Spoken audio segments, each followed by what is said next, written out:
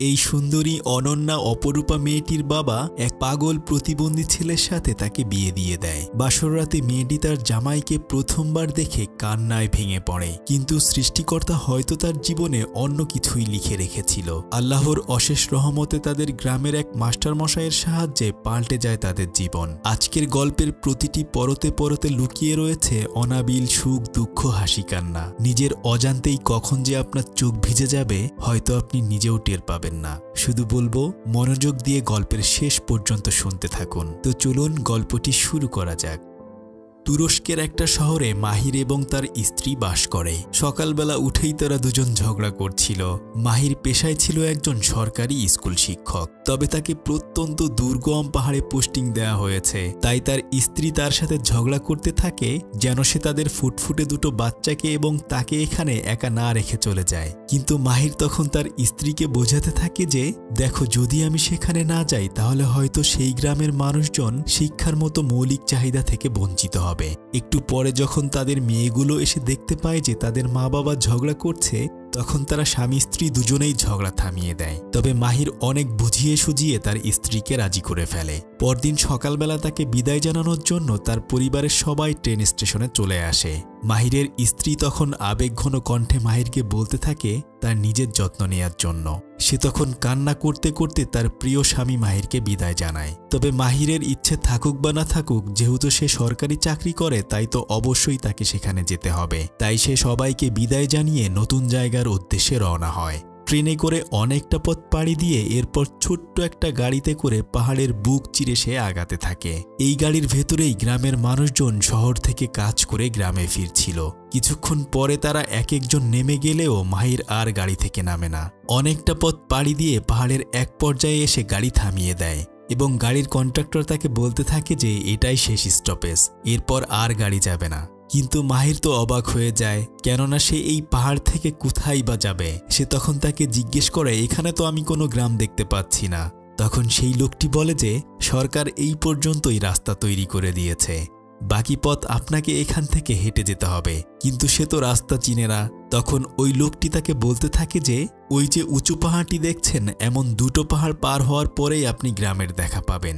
মাহির তখন কোনো উপায় না পেয়ে তার লাগেজ নিয়ে সেই পাহাড়ের উপর দিয়ে সরু পথ বেয়ে হাঁটতে থাকে। বেচারা এই উত্তপ্ত রোদের ভেতর একটা পাহাড় পাড়ি দিয়ে নদী দেখতে পায়, কিন্তু ওই নদীতে কোনো নৌকা ছিল না। সে তখন লাগেজ মাথায় নিয়ে অনেক কষ্টে সেই নদী পার হয়ে তারপর আরও একটা পাহাড় পাড়ি দিয়ে গ্রামের দেখা পায়। তখন একজন পাগল তাকে দেখে ডাকতে থাকে। তবে গ্রামের নতুন একজন লোক এসেছে সেটা আরও কয়েকজন দেখে পুরো গ্রামবাসীকে খবর দিয়ে দেয়। মাহির যখন এত কষ্টের পরে গ্রামে এসে পৌঁছায়, আর ঠিক তখনই অনেকগুলো মানুষ এসে তার দিকে বন্দুক তাক করে ধরে। তারা ভেবেছিল হয়তো শহর থেকে কোনো সন্ত্রাসী তাদের ক্ষতি করার জন্য এসেছে। কিন্তু মাহির তখন হাত উঁচু করে তাদেরকে বলতে থাকে যে আমি একজন স্কুল টিচার, সরকার আমাকে এখানে পোস্টিং দিয়ে পাঠিয়েছে। তার এই কথা শুনে সবাই তখন বন্দুক নামিয়ে ফেলে, আর তাদের গ্রামের একজন মুরব্বী এসে তাকে বাঁচিয়ে নেয়। সে এখানে বাচ্চাদেরকে পড়াতে এসেছে। এই কথা শুনে সবাই অনেক বেশি খুশি হয়ে যায়। কিন্তু তারা তখন মাহিরকে বলে যে সরকার তো আমাদের এখানে কোনো স্কুলই তৈরি করে দেয়নি, তাহলে আপনি কিভাবেই বা বাচ্চাদেরকে পড়াবেন। মাহির তো এই কথা শুনে আরও অনেক বেশি অবাক হয়ে যায়। তখন ওই মুরব্বী বাকি সবাইকে বলতে থাকে যে আরে তোমরা চিন্তা করো না, এখন যেহেতু মাস্টার মশাই এসেছে, এরপর আমরা স্কুলও পাবো, আর সেই সাথে রাস্তাঘাট, পানি এবং বিদ্যুৎও পেয়ে যাব। তখন তারা সবাই তাকে সম্মানের সহিত তাদের গ্রামে নিয়ে যায়।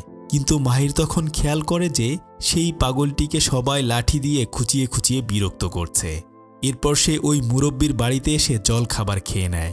তখন গ্রামের আরও মানুষজন এসে আলোচনা করতে থাকে কিভাবে গ্রামে স্কুল তৈরি করা যায়। মাহির তখন তাদের সবাইকে বলে যে কাল সকালে শহরে গিয়ে আমি একটা অ্যাপ্লিকেশন করে আসব, যেন এখানে দ্রুত করে স্কুল বানিয়ে দেয়া হয়। স্কুল বানানো হয়ে গেলে এরপর না হয় আবার আমি এখানে আসব। তখন ওই মুরব্বি বলে যে এই প্রত্যন্ত গ্রামে স্কুল টিচার পাঠাতেই সরকার 30 বছর সময় লাগিয়ে দিয়েছে, আর এখন যদি আমরা আবার নতুন স্কুলের জন্য আবেদন করি তাহলে হয়তো আরও 30 বছর লেগে যাবে। কিন্তু মাহির তাকে বোঝায় যে যদি আমরা ঠিকঠাক মতো সরকারের কাছে আমাদের দাবি তুলে ধরতে পারি তাহলে অবশ্যই এখানে স্কুল হবে। তাই সে সেদিনই শহরে অ্যাপ্লিকেশন করার জন্য যেতে চায়। কিন্তু আসলে গ্রামটা এতটাই অনুন্নত ছিল যে সেখান থেকে 3 দিন পর পর শহরের উদ্দেশ্যে গাড়ি ছেড়ে যায়। তাই সেদিন তারা আর শহরে যেতে পারে না। সেদিন রাতের বেলায় মাহির নামাজ পড়ে আল্লাহর কাছে দোয়া করতে থাকে যেন সে তার এই দায়িত্ব ঠিকঠাক মতো পালন করতে পারে। কিন্তু কিছুক্ষণ পরে সে জানালা দিয়ে দেখতে পায় যে সেই পাগল লোকটি ওখানে তার ঘরের দিকে উকি দিচ্ছে। এটা দেখে সে তখন একটু ভয় পেয়ে যায়। যাই হোক, পরদিন সকালবেলা সেই মুরব্বী তাদের গ্রামের অবিবাহিত যুবকদেরকে ডেকে বলতে থাকে, তোমাদের মধ্যে কে কে বিয়ে করতে চাও? তখন বেশ কয়েকজন ছেলে এসে ওখানে জড়ো হয়, আর সেই সাথে সেই পাগল ছেলেটাও তাদের সাথে লাইনে দাঁড়িয়ে পড়ে। কিন্তু ওই মুরব্বী তখন তাদের মধ্য থেকে শুধুমাত্র তার ছেলে জালালকে বিয়ে দিতে চায়। জালাল তো বিয়ের কথা শুনে অনেক বেশি খুশি হয়ে যায়। সে তখন দৌড়ে গিয়ে তার মাকে বলতে থাকে যে, মা, আর যাই হোক, তোমরা যখন মেয়ে দেখতে যাবে তখন মেয়ের দাঁতগুলো পরীক্ষা করতে একদমই ভুলবে না।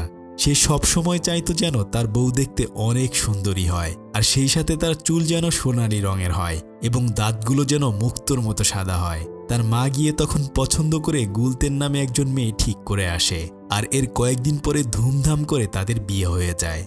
জালালের বন্ধুরা তাকে এসে বলতে থাকে যে, আরে বন্ধু, তোর বউ তো অনেক সুন্দর, এত সুন্দর মেয়ে আমি আগে কখনোই দেখিনি। জালাল তখন খুশি মনে বউয়ের সাথে দেখা করতে যায়। কিন্তু হায় খোদা, মেয়েটি দেখতে অনেক সুন্দরী হলেও দাঁতগুলো পোকায় খাওয়া ছিল। এটা দেখে জালালের অনেক বেশি মন খারাপ হয়ে যায়। পরদিন মাহির সহ ওই মুরব্বী এবং আরেকজন লোক শহরের উদ্দেশ্যে রওনা হয়। কিন্তু তখন তাদের পেছন পেছন সেই পাগল ছেলেটাও যেতে থাকে। তখন ওই মুরব্বী পাগল ছেলেটাকে বলতে থাকে, বাবা, তুমি এখন বাড়ি ফিরে যাও, আমরা তো এখন শহরে যাচ্ছি। আসলে এই ছেলেটা আর কেউ নয়, বরং এই মুরব্বীর নিজেরই ছেলে আজিজ। তখন আজিজের আরেকটা ভাই এসে তাকে বুঝিয়ে সুঝিয়ে বাড়িতে নিয়ে যায়। তারা 3 জন মিলে শহরের উদ্দেশ্যে রওনা দেয়। তখন মাহির বলতে থাকে যে, আপনার ছেলে আজিজকে কি আপনি কখনো চিকিৎসা করাননি? তখন আজিজের বাবা তাকে বলতে থাকে যে, আসলে আমি যদি কখনো কোথাও যাই তখন আজিজ মনে করে হয়তো আমি আর ফিরে আসব না, সেজন্য সে সব সময় আমার পেছনে পেছনে আসতে থাকে। তবে আমি অনেকবার ডাক্তার দেখিয়েছি, কিন্তু তাকে সুস্থ করে তুলতে পারিনি। সে আমাদের কারো সাথে কথা না বললেও তার ঘোড়ার সাথে সব সময় কথা বলে। তারা হাঁটতে হাঁটতে অনেকটা পথ পাড়ি দিয়ে আগাতে থাকে। কিন্তু কিছুক্ষণ পরে দেখে যে একদল লোক ঘোড়ায় করে রাইফেল হাতে তাদের দিকে আসছে। এটা দেখে মাহির তো অনেক বেশি ভয় পেয়ে যায়। কিন্তু তখন ওই মুরব্বী তাকে বলতে থাকে যে, ভয় পেও না শিক্ষক, ওরা আমাদের এই পাহাড়েরই ছেলে। যে কোনো বিপদে আপদে ওরা আমাদেরকে সাহায্য করে। মানুষজন ওদেরকে ডাকাত বললেও ওরা সব সময় আমাদের ভালো চায়। যাই হোক, এরপর তারা শহরে এসে সরকারি এক কর্মকর্তার কাছে তাদের স্কুলের কথা খুলে বলে। কিন্তু ওই লোকটি বলে যে, এখন এখানে সামরিক শাসন শুরু হয়ে গেছে, তাই আমি চাইলেও তোমাদেরকে কোনো সাহায্য করতে পারবো না।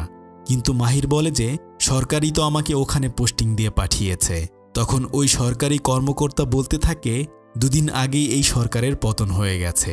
তারা তো অনেক আশা নিয়ে এখানে এসেছিল, শেষমেশ তাদের কোনো আশাই পূরণ হয় না। মাহির তখন মন খারাপ করে তাদেরকে বলতে থাকে যে, আমি তো আপনাদের জন্য কিছুই করতে পারলাম না, এখন শহরে ফিরে যাই। কিন্তু তারা তখন বলে যে, আমরা কতই না স্বপ্ন দেখেছিলাম, আমাদের বাচ্চারা পড়াশোনা করে মানুষের মতো মানুষ হবে। কিন্তু মাহিরেরই বা তখন কি করার ছিল?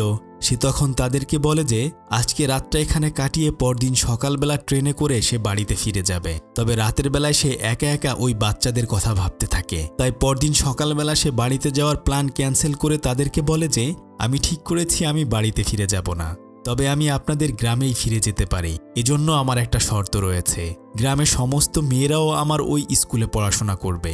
তারা তখন তার এই শর্তে রাজি হয়ে যায়। মাহির তখন বুদ্ধি করে টেলিফোন করে তার স্ত্রীকে বলতে থাকে যে, আমি এখানে অনেক বিপদে আছি, ডাকাতরা আমাকে জিম্মি করে নিয়েছে, তুমি যেভাবেই পারো আমাকে বাঁচানোর জন্য কিছু টাকা পাঠিয়ে দাও, আর এই কথা পুলিশকেও বলবে না। মাহির এভাবে বুদ্ধি করে স্কুল বানানোর টাকা তার স্ত্রীর কাছ থেকে নিয়ে আসে। এরপর সেই গ্রামে ফিরে এসে সবাই মিলে হাতে হাতে স্কুল বানানোর কাজ শুরু করে দেয়। আর এর কিছুক্ষণ পর দেখা যায় যে ঘোড়ায় করে সেই লোকগুলো আবার ওখানে চলে এসেছে। আসলে স্কুল বানানোর কথা শুনে তারাও চলে এসেছে তাদেরকে সাহায্য করার জন্য। তারা সবাই যখন হাতে হাতে কাজ করছিল তখন মাহির খেয়াল করে যে বাচ্চা ছেলেরা আজিজকে আবারও জ্বালাতন করছে। এভাবে কয়েকদিন কঠোর পরিশ্রম করার পরে তারা একটা স্কুল বানিয়ে ফেলে। মাহির তখন তাদের স্কুলের সামনে দাঁড়িয়ে গ্রামের সমস্ত মানুষকে ধন্যবাদ দেয় এভাবে সাহায্য করার জন্য। যদি গ্রামের সমস্ত মানুষরা তাদেরকে এভাবে সাহায্য না করত তাহলে হয়তো তারা এই স্কুল প্রতিষ্ঠা করতে পারত না। আর সবাইকে সে বলে যে তাদের ছেলে মেয়েদেরকে প্রতিদিন স্কুলে পাঠিয়ে দেওয়ার জন্য। এরপর তারা সবাই মিলে স্কুল উদ্বোধন করে। মাহির এক এক করে কোমলমতি বাচ্চাদের সাথে পরিচিত হয়ে নেয়। এভাবে প্রতিদিন ভালোই সে বাচ্চাদেরকে পড়াতে থাকে। একদিন ক্লাস শেষ করে মাহির জানালা দিয়ে দেখতে পায় যে ছোট ছোট বাচ্চারা আজিজকে আবারও জ্বালাতন করছে। তখন সে বাচ্চাদের কাছে গিয়ে তাদেরকে বোঝায় যে বড় মানুষের সাথে এরকম ব্যবহার করতে হয় না। বাচ্চারা তখন শিক্ষকের কথা শুনে ওখান থেকে চলে যায়। আজিজ তখন মায়াভরা চোখে মাহিরের দিকে তাকিয়ে থাকে। সে যখন স্কুলের ভিতর হেঁটে যাচ্ছিল তখন সেও তার পিছনে পিছনে হেঁটে যায়, কিন্তু সে তাকে কাছে ডাকলে সে তখন তার কাছে যায় না। সেদিন রাতের বেলায় মাহির যখন বসেছিল ঠিক তখন সে খেয়াল করে যে আজিজ তার জানালা দিয়ে সামনে উকি দিচ্ছে। সে তখন আজিজকে ঘরের ভেতরে ডাকলেও সে আর ভেতরে আসে না। আসলে আজিজ একটু একটু করে মাস্টার মশাইকে পছন্দ করতে শুরু করেছে। পরদিন সকালবেলা আজিজকে কোথাও খুঁজে পাওয়া যাচ্ছিল না। পাহাড়ের কোনায় কোনায় তাকে সব জায়গায় খোঁজা হয়, কিন্তু কোথাও তাকে খুঁজে পাওয়া যায় না। তবে শেষমেশ খুঁজতে খুঁজতে তার বাবা এবং ভাই এসে দেখে যে স্কুলের ভেতর মাহির আজিজকে পরম যত্নে বাচ্চাদের সাথে লেখাপড়া শেখাচ্ছে। স্কুলের সমস্ত বাচ্চারা চলে গেলে সে তার হাতে পেন্সিল গুজে দিয়ে খাতায় ছবি আঁকানো শেখাতে থাকে। আর বাইরে থেকে আজিজের বাবা এবং ভাইরা এসব কিছু দেখে অনেক বেশি খুশি হয়ে যায়। খুশিতে তো তারা কান্নাই করে দেয়। মাহিরের প্রতি তাদের ভালোবাসা আরও কয়েক গুণ বেড়ে যায়, কেননা আজিজ কারো কাছেই শান্ত হয়ে বসে থাকত না। কিন্তু মাহিরের সব কথা সে সব সময় মেনে চলে। মাহিরও তখন পরম মমতায় তাকে বোঝাতে থাকে, প্রতিদিন তুমি এখানে আসলে আমি তোমাকে একটু একটু করে লেখাপড়া শেখাবো। আজিজের বাবা তাকে অনেক অনেক ধন্যবাদ দেয়। তখন তাদের গ্রামের আরেকজন লোক মাহিরকে বলতে থাকে যে কয়েকদিনের মধ্যেই আমাদের এখানে তুষারপাত শুরু হয়ে যাবে। 8 মাস সময় পর্যন্ত আমরা এখান থেকে শহরে যেতে পারি না। তাই যদি কোনো কিছু আপনার পরিবারের কাছে চিঠি লেখার প্রয়োজন হয় তাহলে এখনই লিখে পাঠিয়ে দিন। মাহির তার পরিবারের কাছে একটা চিঠি লিখে পাঠিয়ে দেয়। পরদিন থেকে মাহির আজিজকে একটু একটু করে সমস্ত কিছু শেখাতে থাকে। দূর থেকে মাহিরের মা এসব দেখে অনেক বেশি খুশি হয়। রাতের বেলায় মাহির আজিজকে আবার একটু একটু করে ছবি আঁকানো শেখাতে থাকে। পরদিন সকাল হওয়ার সাথে সাথে আজিজ মাহিরকে ঘুম থেকে ডেকে তোলে। আসলে এই প্রথমবার এখানে এত বেশি তুষারপাত হয়েছে, তাই সে তাকে এটা দেখানোর জন্য বাইরে ডেকে নেয়। আজিজ খুশিতে তুষারের ভেতর হাবুডুবু খেতে থাকে, আর মাহির দূর থেকে অপলক দৃষ্টিতে এসব তাকিয়ে তাকিয়ে দেখতে থাকে। কিছুক্ষণ পর বাচ্চারা একে একে তুষারের ভেতর দিয়ে স্কুলে পড়তে চলে আসে। সেদিন দুপুরবেলা দেখা যায় যে এক লোক ঘোড়ায় চড়ে তাদের সাথে দেখা করতে এসেছে। আসলে উনি আজিজের ভাই জামিল, যে কিনা পাহাড়ে লুকিয়ে লুকিয়ে থাকে আর মাঝে মাঝে এসে তার পরিবারের সাথে দেখা করে যায়। তার বাবা স্কুলের কাছে এনে দেখাতে থাকে যে তার ভাই আজিজও বাচ্চাদের সাথে পড়াশোনা করছে। মাহির তখন বাইরে এসে জামিলের সাথে কথা বলে। আসলে বেশ কয়েক বছর আগে জামিলের বাবাকে একজন মারতে এসেছিল। বাবাকে বাঁচানোর জন্য জামিল তার চোখে আঘাত করে, সেজন্য পুলিশ তাকে ধরার জন্য উঠে পড়ে লেগেছে। কিন্তু সে পুলিশের চোখ ফাঁকি দিয়ে পালিয়ে পালিয়ে রয়েছে এবং মাঝে মাঝে এসে লুকিয়ে সে তার পরিবারের মানুষের সাথে দেখা করে যায়। তখন মাহির তাকে বোঝায় যে এভাবে লুকিয়ে না থেকে বরং তোমার আত্মসমর্পণ করা উচিত, তাহলে হয়তো সাজা খাটার পরে তোমাকে আর এভাবে পালিয়ে থাকতে হবে না। মাহিরের কথা মতো পরদিন সকালবেলা জামিল পুলিশের কাছে আত্মসমর্পণ করে। এভাবে আরও কয়েকটা দিন পেরিয়ে যায়। আর এর কিছুদিন পরে তার চাচাতো ভাই ফাইজুরের বিয়ে ঠিক হয়ে যায়। তখন সে তার মাকে বলতে থাকে যে মা, মেয়ে যেমনই হোক না কেন অবশ্যই মেয়েটা যেন নীল চোখের অধিকারিণী হয়, কেননা আমার নীল চোখের মেয়ে অনেক ভালো লাগে। এরপর তার বিয়ে হয়ে গেলে সে বাসর রাতে দেখে যে তার বউ সুন্দরী হলেও আসলে তার চোখটা নীল রঙের ছিল না, বরং টেরা চোখের অধিকারিণী ছিল। এটা দেখে বেচারার মন অনেক বেশি ভেঙে যায়। তবে পরদিন জামিলকে আদালতে ওঠানো হয়। তখন সমস্ত কিছু বিবেচনা করে জজ সাহেব তাকে 4 বছরের জেলের আদেশ দেয়। তবে এতে তারা সবাই এই ভেবে খুশি হয় যে অন্তত 4 বছর পর সে মুক্তভাবে জীবনযাপন করতে পারবে। এভাবে আর তাকে পালিয়ে পালিয়ে থাকতে হবে না।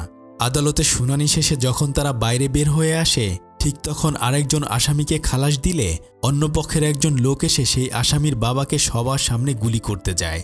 আর তখন গ্রামের সেই মুরব্বী আজিজের বাবা তাকে বাঁচিয়ে নেয়। যেই লোকটিকে সে বাঁচিয়ে নেয় তার নাম ছিল ঈসা। তার জীবন বাঁচানোর জন্য সে আজিজের বাবার কাছে অনেক অনেক কৃতজ্ঞতা প্রকাশ করে আর বলতে থাকে যে আমি তো আপনার কাছে আমার জীবনের ঋণী হয়ে গেলাম, যেভাবেই হোক না কেন আমি আমার এই ঋণ শোধ করতে চাই। কিন্তু আজিজের বাবা ছিল অনেক ভালো মনের মানুষ। সে তাকে বলে যে আপনি কি বলছেন, এটা তো মানুষ হিসেবে আমার দায়িত্ব ছিল, শুধু আপনি আমাদের পরিবারের জন্য দোয়া করবেন। এই বলে বিদায় নিয়ে যখন তারা চলে যাচ্ছিল, কিছুক্ষণ পরে আবার ঈসা এসে আজিজের বাবাকে বলে যে আপনার পরিবারে কি কোনো অবিবাহিত ছেলে রয়েছে? তাহলে আমি আমার একমাত্র মেয়েকে তার সাথে বিয়ে দিয়ে আমার জীবন বাঁচানোর ঋণ একটু হলেও কমাতে পারবো।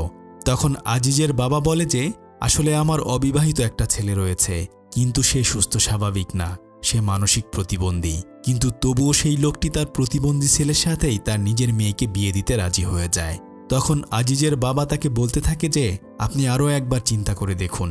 কিন্তু ওই লোকটি বলে যে আমি ভালো করেই ভেবে দেখেছি, আমার মেয়েকে আপনার বাড়ির পুত্রবধূ করে পাঠাবো। আজিজের বাবা বাড়িতে ফিরে এসে আজিজকে একলা ডেকে নিয়ে বলতে থাকে, আজিজ বাবা, তুমি কি বিয়ে করতে চাও? তখন আজিজ তার বাবার কথায় সায় দেয়।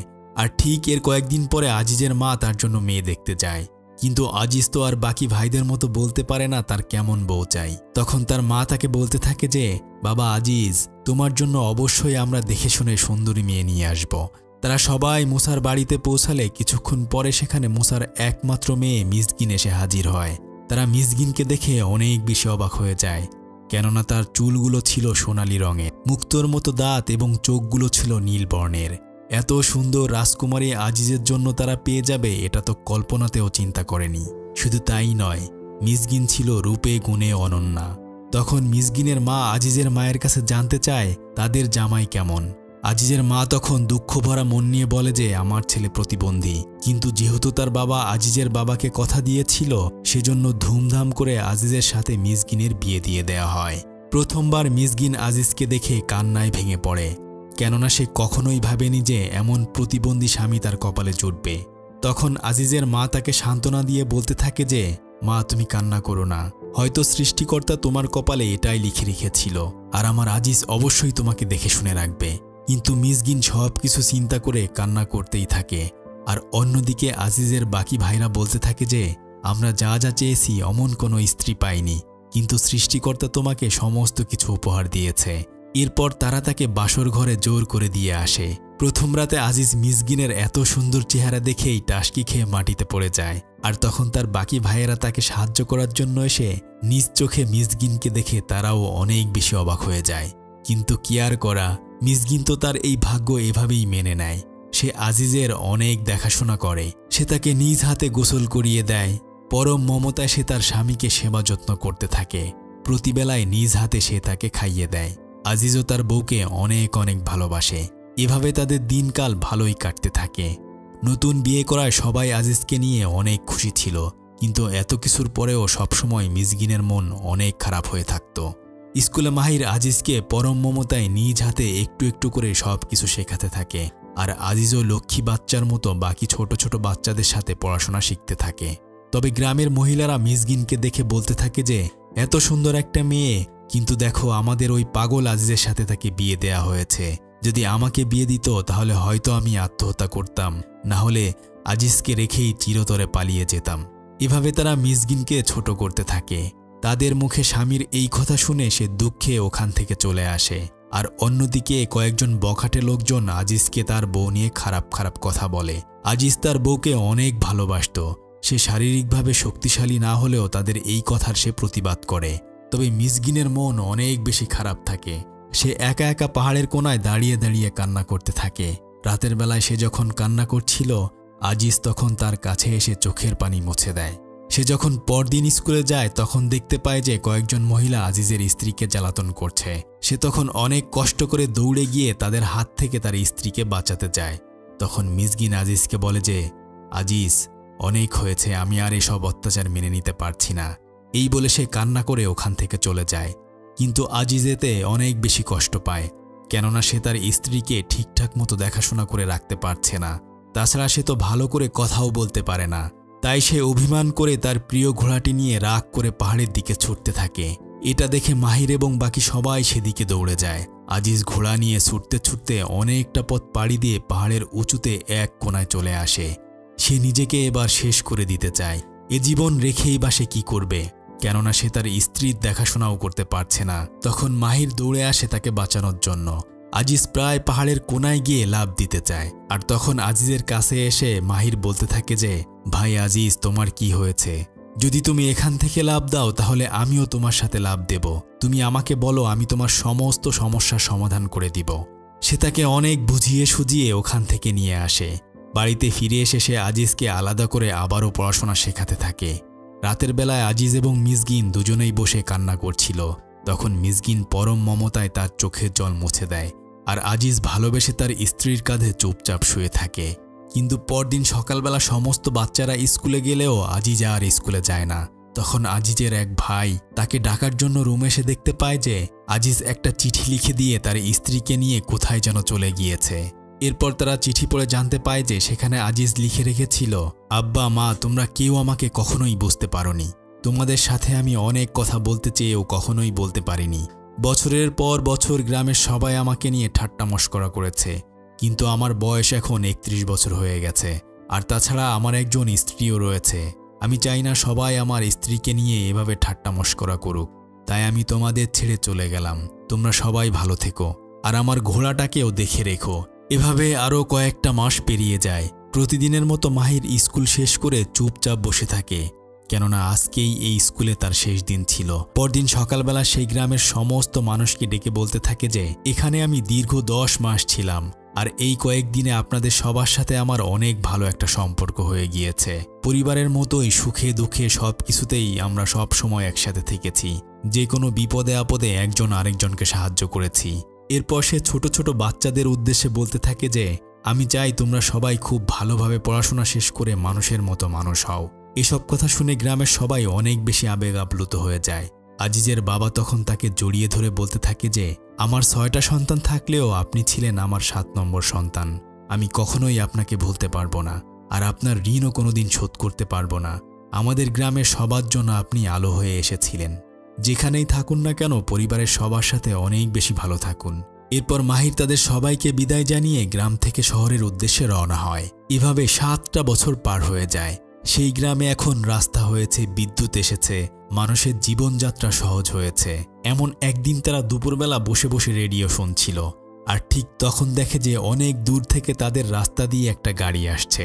এটা দেখে তারা সবাই সেই স্কুলের সামনে এসে ভিড় জমায়, আর সবাইকে চমকে দিয়ে গাড়ির ভেতর থেকে মাহির এবং তার স্ত্রী বের হয়ে আসে। এতগুলো বছর পরে তাদেরকে দেখতে পেয়ে সবাই অনেক বেশি খুশি হয়ে যায়। তবে কিছুক্ষণ পর গাড়ির ভেতর থেকে ছোট্ট একটা ছেলে বের হয়ে আসে। সেখান থেকে স্যুট বুট পরা অনেক সুন্দর সুদর্শন একজন পুরুষ সবার সামনে আসলে কেউ তো তাকে দেখে চিনতে পারে না। কিন্তু হায় খোদা, এ আর কেউ নয় বরং সেই প্রতিবন্ধী পাগল ছেলে আজিজ। সে এখন সুস্থ স্বাভাবিক হয়ে গেছে, আর তার সাথে ফুটফুটে আর একটা কন্যা সন্তান নিয়ে মিসকিনও বের হয়ে আসে। আজিজ এখন কথা বলতে পারে। সে তার বাবা মা ভাই বোনকে দেখে কান্না করে দেয়। তখন তার বাবা বলতে থাকে, বাবা আজিজ, তুই তো আগের চেয়েও অনেক বেশি সুন্দর হয়ে গেছিস। তুই কি কোনো সার্জারি করেছিস কিনা? কিন্তু আজিজ তখন বলে যে, না বাবা, আমি কোনো ধরনের সার্জারি করিনি, আমি আমার স্ত্রীর প্রেমে পড়েছিলাম। আসলে মাহির আজিজকে শহরে নিয়ে যত্ন করে চিকিৎসা দিয়ে ঠিকঠাক মতো গড়ে তুলেছে। সেই গল্পটি আমরা এই মুভির দ্বিতীয় পর্বে জানতে পারবো। আজিজ কিভাবে শহরে গিয়ে সুস্থ স্বাভাবিক হয়ে আবার ফিরে আসলো, সেই গল্পটি দেখতে চাইলে অবশ্যই আপনারা কমেন্ট করে জানিয়ে দিন। আর এতক্ষণ আপনাদের সাথে ছিলাম আমি সাদি। ফিরছি কয়েকদিনের মধ্যেই আজিজের গল্পের দ্বিতীয় পার্ট নিয়ে। ততক্ষণে সবাই ভালো থাকুন। আল্লাহ হাফেজ।